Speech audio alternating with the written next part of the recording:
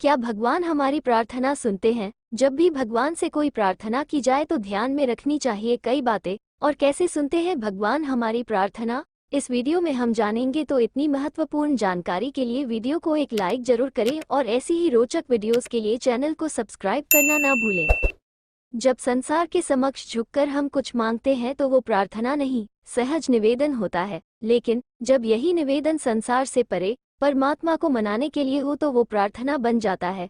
व्याकरण और ग्रंथों ने प्रार्थना के कई अर्थ बताए हैं। प्रार्थना यानी पवित्रता के साथ किया गया अर्चन। प्रार्थना का एक अर्थ परम की कामना भी है।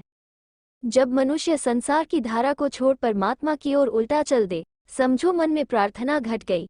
सारी वासनाओं से उठकर जब हम सिर्फ उस परमानंद को पाने की मानस चेष्टा करते हैं, प्रार्थना हमारे भीतर गूंजने लगती है।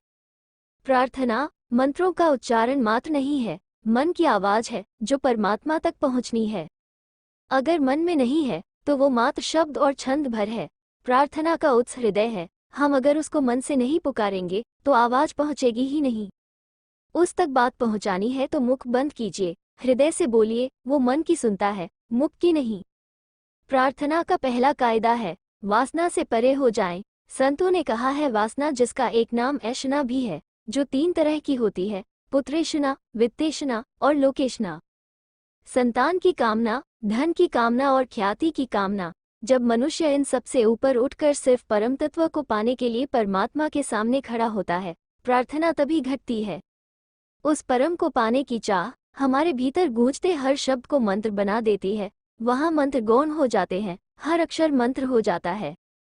दूसरा कायदा है, प्रार्थना अकेले में नहीं करनी चाहिए, एकांत में करें। जी हाँ, अकेलापन नहीं, एकांत हो, दोनों में बड़ा आध्यात्मिक अंतर है।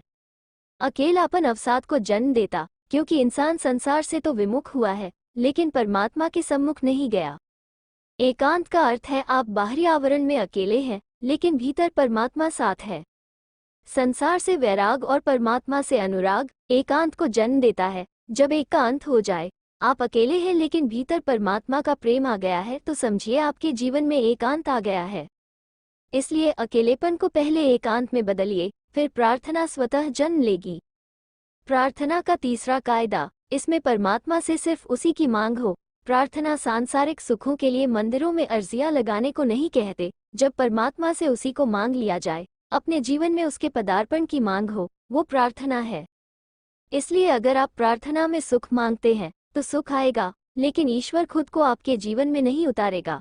जब आप परमात्मा से उसी को अपने जीवन में उतारने की मांग करेंगे तो उसके साथ सारे सुख बाय डिफॉल्ट ही आ जाएंगे। इसलिए प्रार्थना कीजिए, क्योंकि जीवन में शांति का एक ही मार्ग है, परमात्मा, और उस तक जाने का भी एक ही मार्ग है, प्रार्थना। पूरी वीडियो देखने के लिए धन्यवाद।